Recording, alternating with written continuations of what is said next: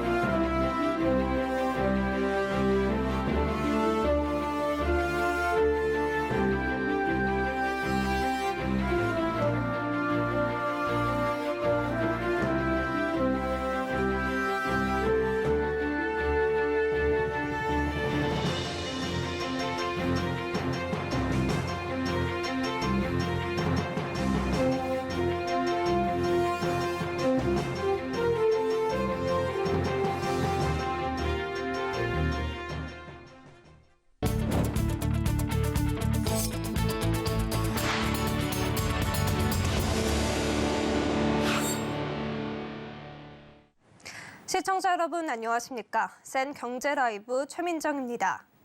국회가 오늘 저녁 본회의를 열고 윤석열 정부의 첫 예산안을 처리합니다. 예산안은 국회 심의를 거쳐 정부가 제출한 639조 원에서 4조 6천억 원으로 감액됐지만 3조 5천억 원에서 4조 원가량 증액해 총액 규모는 정부안보다 다소 줄게 됐습니다. 이번 예산은 정부의 경찰국, 법무부 인사정보관리단 운영경비 예산이 절반으로 감액됐고 이재명표 예산인 지역사랑 상품권 발행 지원 예산 3,525억 원이 편성됐습니다. 종합부동산세, 금융투자소득세 등 일괄 합의된 예사 부수 법안도 이날 본회의에서 함께 처리합니다. 여야 협상 최대 쟁점이던 법인세는 현행 과세표준 4개 구간별로 각 1%포인트씩 세율을 인하키로 했습니다. 내년 시행 예정이었던 금융투자소득세 과세가 2025년까지 유예됩니다. 이 기간 주식 양도 차익에 대한 세금은 현행 제도대로 종목당 10억 원 이상 보유한 대주주만 납부하게 됩니다. 금투세는 대주주 여부에 관계없이 주식, 펀드 등으로 거둔 수익이 5천만 원을 넘을 경우 초과분에 대해 20%의 세금을 내게 한 법안입니다. 여야 합의에 따르면 금투세는 시행을 2년 유예하고 올해 0.23%인 증권거래세는 내년 0.20%, 2024년 0.18%, 2025년 0.15%로 단계적으로 인하한다는 방침입니다. 이번 금투세 2년 유예 결정으로 15만 명에 이르는 개인 투자자는 당장 내년 과세를 피할 수 있게 됐습니다. 어제 하루 반짝 올랐던 코스피가 오늘 전날 상승분을 반영하며 2,313선에 장을 마쳤습니다. 코스닥은 한 달 반 만에 700선이 붕괴되기도 했는데요. 미국의 경제 지표가 긍정적으로 나오며 연방준비제도의 긴축 우려가 부각된 영향입니다. 한 주간의 증시 흐름 앵커 리포트입니다. 광도 긴축 우려와 경기 침체 공포가 되살아나며 코스피가 2,313선에 장을 마쳤습니다. 코스닥 지수는 3.32% 하락하며 한 달 반 만에 700선이 깨졌습니다. 미국의 경제 지표가 예상보다 양호한 수준으로 발표되며 연방준비제도의 통화정책 긴축 기조가 지속될 것이란 우려가 커진 것으로 풀이됩니다. 현지 시간 22일 미국 상무부는 올해 3분기 국내 총생산이 전년 대비 3.2% 증가했다고 전했습니다. 이는 지난달 나온 2차 집계치보다 0.3%포인트 상향된 겁니다. 지난주 신규 실업수당 청구 건수도 전문가 전망치의 밑도는 21만 6천 건으로 미국 노동시장이 여전히 견조한 것으로 나타났습니다. 김석한 NH투자증권연구원은 연말은 외국계 운용사들의 부클로징 영향으로 거래량이 줄어드는 경향이 있는 만큼 시장 변동성이 크지 않을 것이라며 1월을 준비하는 기간으로 삼아야 한다고 조언합니다. 코스피는 한 주간 1.96% 내린 2,313.69포인트에 코스닥은 3.65% 하락한 691.25포인트의 거래를 마쳤습니다. 한 주간 수급 동향을 살펴보면 코스피는 개인과 외국인이 매도한 가운데 기관만이 매수했고 코스닥은 개인과 외국인이 매도, 기관이 매수했습니다. 미국의 마이크론이 부진한 실적을 발표하는 등 내년 반도체 업황이 악화할 것이란 전망에 삼성전자와 SK하이닉스 등 반도체주들이 내림세를 보였습니다. 서울경제TV 최민정입니다. 삼성이 글로벌 기업으론 최초로 베트남 현지에 대규모 종합연구소를 세웠습니다. 베트남을 글로벌 전략 거점으로 육성해 나간다는 보관인데요. 설석용 기자입니다. 삼성이 베트남 현지의 동남권 최대 규모의 종합연구소를 설립했습니다. 지상 16층, 지하 3층 규모로 연구원 2,200여 명이 상주할 수 있는 베트남 최초의 글로벌 기업 R&D 전용 사옥입니다. 앞으로 삼성 연구원들은 이곳에서 스마트 기기, 네트워크 기술, 소프트웨어 등을 연구할 계획입니다. 특히 삼성은 현재 글로벌 생산 거점의 역할을 하고 있는 베트남을 종합 연구 개발까지 수행하는 글로벌 전략 거점으로 육성해 나간다는 방침입니다. 베트남 삼성 R&D 센터는 모바일 기기용 소프트웨어의 핵심 기술인 멀티미디어 정보 처리, 무선 통신 보안 분야 등에 특화한 전문 연구소로 만들겠다는 계획입니다. 베트남 삼성 R&D 센터는 지난 2020년 3월 착공해 3년여 만에 완공됐고 한 베트남 수교 30주년을 맞이해 현지 시간 23일 베트남 하노이시에서 준공식이 개최됐습니다. 준공식에 참석한 이재용 삼성전자 회장은 베트남 삼성 R&D 센터는 베트남의 산업 경쟁력 강화는 물론 양국 간 우호 협력 증진에도 기여할 것이라고 말했습니다. 이 회장은 준공식을 전후로 하노이 인근 삼성 사업장을 찾아 스마트폰 및 디스플레이 생산 공장을 살펴보고 사업 현황 및 중장기 경영 전략을 점검했습니다. 한편 1989년 하노이에 삼성물산 무역사무소를 설치하면서 베트남에 처음 진출한 삼성은 1995년 호치민에 삼성전자 법인을 설립해 본격적으로 TV 생산과 판매를 시작했습니다. 이후 베트남 내 외국계 기업으로는 유일하게 매해 2차례씩 신입 공채를 실시하고 베트남 청년들에게 소프트웨어와 취업기술 교육을 제공하는 삼성 이노베이션 캠퍼스 프로그램도 운영하고 있습니다. 서울경제TV 설석영입니다. 올해 국내 건설사들은 부동산 경기 침체와 금리 인상 등의 영향으로 경영에 어려움을 겪고 있는데요. 미청구 금액까지 급증하면서 건설사들의 새로운 먹거리가 될 해외 수주도 부담이 될 수 있다는 우려가 나옵니다. 서청석 기자입니다. 올해 3분기 기준 국내 10대 대형 건설사의 미청구 공사액은 전체 12조 5,700억 원 규모입니다. 지난해 말 10조 200억 원대였던 것과 비교하면 25%나 증가한 수치입니다. 미청구 공사액은 발주처에 공사비를 청구하지 못한 돈으로 부동산 경기 악화로 미분양이나 공기 지연이 발생하면 건설사에 악영향을 주는 요소로 작용할 수 있습니다. 보통 미청구 금액은 부동산 경기가 안 좋을 때 불어나는 경향을 보입니다. 3분기 기준 미청구액이 가장 많은 건설사는 현대건설로 지난해 말보다 19% 증가한 2조 4,585억 원, 롯데건설 1조 6,400억 원, 현대엔지니어링 1조 2,800억 원 등 순입니다. SK에코플랜트는 1조 원의 미청구 공사액이 있는데 지난해 말보다 무려 84%나 증가한 수치입니다. 특히 UAE 국영석유회사로부터 수주한 M프로젝트에서 약 1,700억 원의 미청구 금액이 잡혀 있습니다. 건설사들은 내수시장 침체를 극복하기 위한 방안으로 해외 수주를 새로운 먹거리로 삼아야 하는데 눈덩이처럼 불어나는 미청구액에 이마저도 여의치 않게 된 겁니다. 물가가 많이 상승하고 금리가 높아진 상황에서 사실 국내외를 불문하고 건설업 수주 쪽에서는 좀 문제가 생길 가능성이 크다라고 보여지고요. 실제 하나건설 부문은 약 13조에 육박하는 이라크 비스마야 신도시 건설 사업의 계약을 해지했습니다. 2012년부터 진행된 군민주택건설, 인프라 사업은 공정률 각각 44.83%, 28.87%에 달합니다. 발주처인 이라크 국가투자위원회가 공사대금을 늦게 지급하거나 아예 지급하지 않는 행위가 반복돼 계약 해지를 통보한 건데 이를 통한 미수금 미청구액은 약 8,300억 원에 이릅니다. 미청구액이 늘면서 세계 경제위기 상황 속 지난 2013년 건설사 해외 수주 어닝쇼크 악몽이 다시 그려지고 있는 겁니다. 내수 침체, 해외 수주 리스크 확대 사이에서 건설사들의 고민이 커지고 있습니다. 서울경제TV 서청석입니다. 대형 건설사들이 올해 들어 재개발, 재건축 등 도시정비 사업에서 역대급 수주 실적을 신고하고 있습니다. 부동산 프로젝트 파이낸싱 부실 우려가 커지면서 안정적 사업 진행이 가능한 대형사에 대한 선호도가 커지고 있는 것으로 풀이됩니다. 이지영 기자입니다. 건설 경기가 침체되면서 건설사 규모에 따른 부익부 빈익빈이 더 심화하고 있습니다. 국토교통부에 따르면 올해 3분기 건설공사 계약액은 지난해 같은 기간보다 14% 증가한 74조 3천억 원을 기록했습니다. 기업 순위별로 살펴보면 상위 50위 건설사는 37조 1천억 원으로 지난해 대비 46.4% 증가한 반면 도급 순위가 50위 아래인 건설사들은 건설공사 계약액이 약 30%가량 줄었습니다. 특히 조합원들의 선택을 받아야 하는 재개발, 재건축 수주전에서 현금 부자 건설사에 대한 선호도가 더 높아졌습니다. 자금 시장이 경색되고 분양 시장마저 얼어붙으면서 자금난을 피하는 게 조합들의 첫 번째 고려 사항이 된 겁니다. 롯데건설이 고배를 마신 한남 2구역 수주전 역시 재무 구조에 대한 신뢰가 승패를 가른 것으로 보입니다. 조합원들에게 실질적으로 정말 도움이 되는 부분을 꼼꼼히 따져서 실천 의지와 이행이 확실한 점들을 고려해서 올해 10대 건설사의 도시정비사업 수주 실적이 최고조를 향해 달리고 있습니다.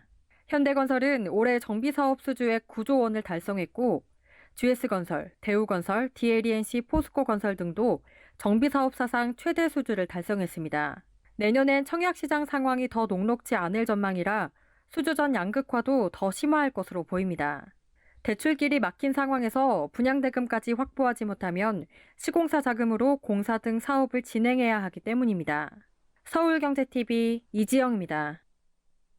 한국항공우주산업이 방위사업청과 소형 무장헬기 최초로 양산 계약을 체결했습니다. 향후 파생형으로 다양한 임무 수행이 가능한 소형 다목적 헬기 개발과 함께 해외 시장 진출을 적극적으로 추진한다는 계획입니다. 장민선 기자입니다. 한국항공우주산업이 어제 방위사업청과 소형 무장헬기 최초 양산 계약을 맺었습니다. 추리온에 이어 국내 독자 개발된 두 번째 국산 헬기인 LAH가 개발을 마치고 최초 양산에 들어가는 겁니다. 항공기 열대 및 초도 운용 요양 교육, 정비 대체 장비 등 통합체계 지원 요소를 포함해 계약 비용은 3,020억 원 규모입니다. 사업 기간은 약 36개월로 2024년 12월에 최초 납품할 예정입니다. 이번에 양산되는 LAH는 현재 운용 중인 노후화된 500MD와 AH-1S를 대체해 육군의 항공 타격작전 및 공중 강습작전 업무 등의 임무를 수행하게 됩니다. 특히 사축 자동비행 조종장치와 통합형 헬멧 시연장치 등을 무장 시스템과 유기적으로 연동시켜 조종사의 임무 수행 능력을 향상시켰고 첨단 방어 시스템이 장착돼 항공기의 생존성이 대폭 강화된 것이 특징입니다. 또 미래전의 핵심이라고 할 수 있는 네트워크전 수행을 위해 국산 항공기 최초로 육군 전술 데이터 링크와 한국형 합동 전술 데이터 링크를 장착했습니다. 카이는 이번 LAH 계약을 시작으로 2031년까지 지속해서 항공기를 제작, 납품할 예정입니다.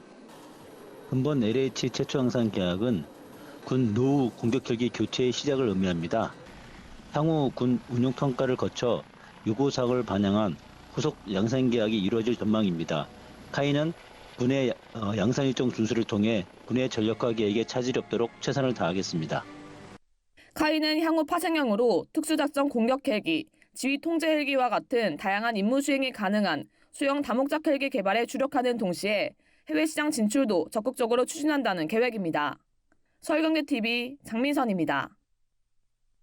유통업계가 연말 대목인 크리스마스 수요 공략에 나섰습니다. 특히 백화점이나 호텔은 넓은 공간을 활용해 포토존을 마련하고 팝업 스토어를 운영하는데요. 하프를 만들어 소비자들을 끌어들이겠다는 전략입니다. 서지은 기자입니다. 호텔 로비 중심에 반짝이는 대형 트리가 눈길을 끕니다.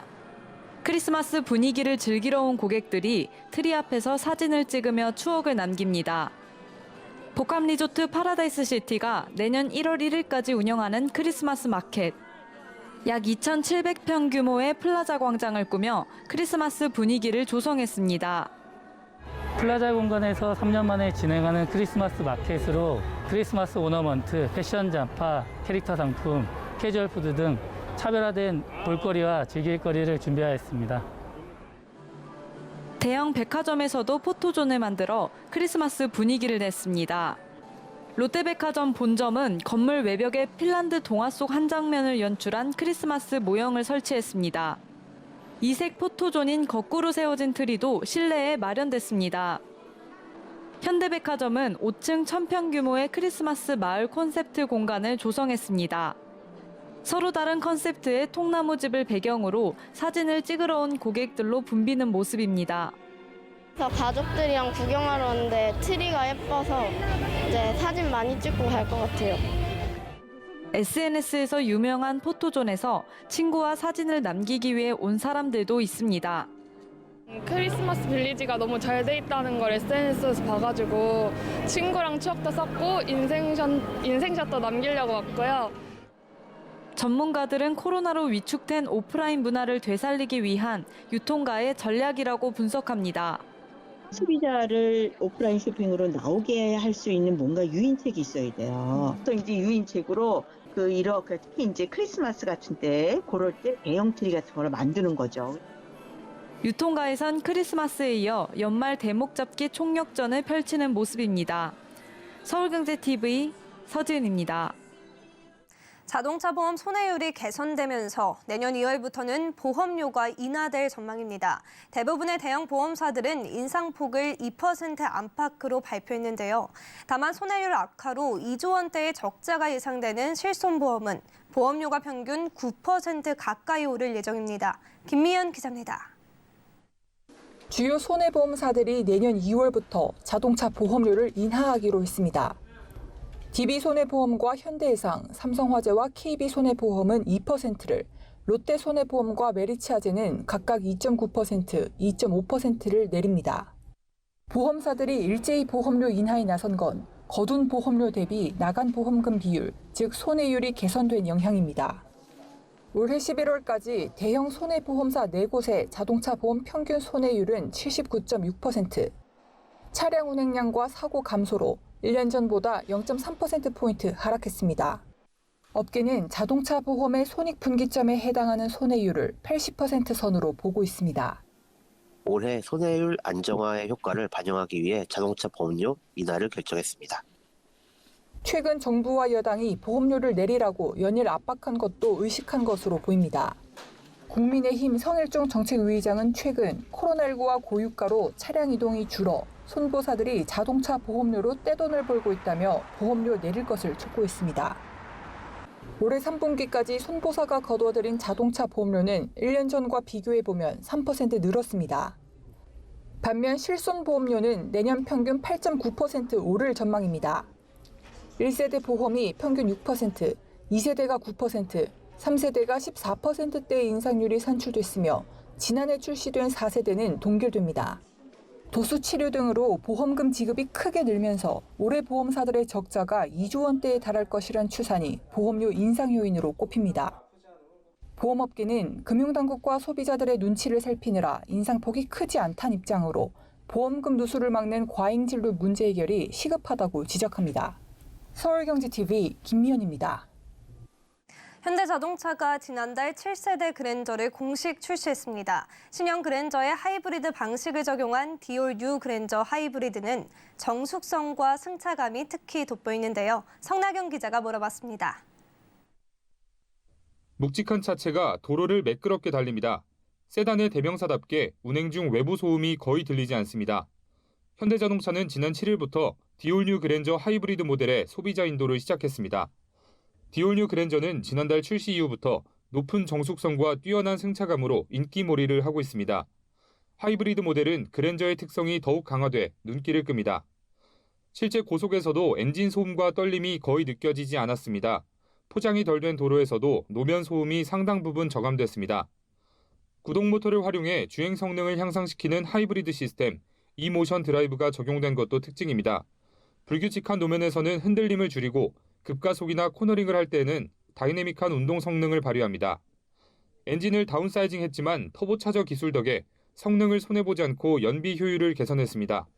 신형 그랜저 하이브리드는 리터당 15.7km의 복합 연비를 달성했습니다. 디올 뉴 그랜저 하이브리드 모델은 뛰어난 정숙성으로 차별화된 주행 경험을 제공합니다. 하이브리드 모델의 높은 인기를 반영해 판매 비중 확대도 지속적으로 조율해 나갈 예정입니다. 한편 현대차는 신형 그랜저와 하이브리드 모델을 필두로 세단 시장에서의 입지를 더욱 공고히 한다는 계획입니다. 서울경제TV 성낙윤입니다.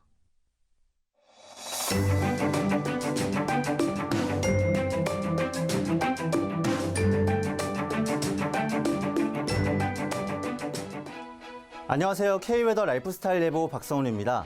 현재 충청과 전라, 제주도, 울릉도와 독도에 대설특보가 내려진 가운데 많은 곳은 시간당 3에서 5cm의 눈이 내리고 있습니다. 충남 내륙과 충북 중남부, 전라 동부에는 오늘 저녁까지 눈이 내려 1에서 3cm가 쌓이겠고 그 밖에 눈이 내리는 지역은 내일까지 이어지겠는데요. 충남 서해안과 전라 서부에는 3에서 8, 많은 곳은 15cm 이상 눈이 쌓이겠고 제주 산간에는 20cm 이상, 무릎 가까이 눈이 쌓이겠습니다. 울릉도와 독도에는 3에서 8cm의 적설이 예상됩니다. 한편 북극 한파는 주말까지 계속되겠습니다. 크리스마스 이브인 내일 서울의 최저기온은 영하 13도를 보이며 살이 아리는 추위가 이어지겠는데요. 하지만 한낮에는 영하 2도까지 기온이 크게 오르겠습니다. 크리스마스인 일요일도 아침 기온 영하 10도로 매우 춥겠지만 한낮에는 0도를 보이며 다소 포근해지겠습니다. 다음은 자세한 지역별 내일 날씨입니다. 중부지방 내일 충남 서해안은 새벽까지 눈이 온 후 개겠고 그 밖의 하늘은 맑겠습니다. 아침에 서울 영하 13도, 춘천 영하 17도로 매우 춥겠지만 한낮에는 기온이 크게 올라 서울과 춘천 영하 2도를 보이겠습니다. 동해 울릉도와 독도는 내일 오후까지 눈이 내린 후 개겠고 그 밖의 하늘은 구름 많겠습니다. 아침에 속초와 울진 영하 6도로 춥겠지만 한낮 기온은 6도까지 오르겠습니다. 남부지방 전라 서부는 내일 오전까지 눈이 내리고 그 밖의 하늘은 구름 많겠습니다. 아침에 전주 영하 10도, 대구 영하 11도로 춥겠지만 한낮 최고기온 광주 영하 1도, 부산 6도까지 오르겠습니다. 서해와 남해에는 눈이 온 후 개겠고 동해는 구름 많겠습니다. 물결은 서해와 남해 최대 5m, 동해 7m로 매우 높게 일겠습니다. 크리스마스인 일요일에는 눈 소식 없이 전국 하늘에 구름 조금 있겠고 동해안은 흐리겠습니다. 한편 다음 주 수요일 경기 북부와 강원 영서에, 다음 주 목요일에는 서해안과 제주도에 눈이 오겠습니다. 날씨였습니다. 센 경제 라이브 저희가 준비한 소식은 여기까지입니다. 시청해주신 여러분 고맙습니다.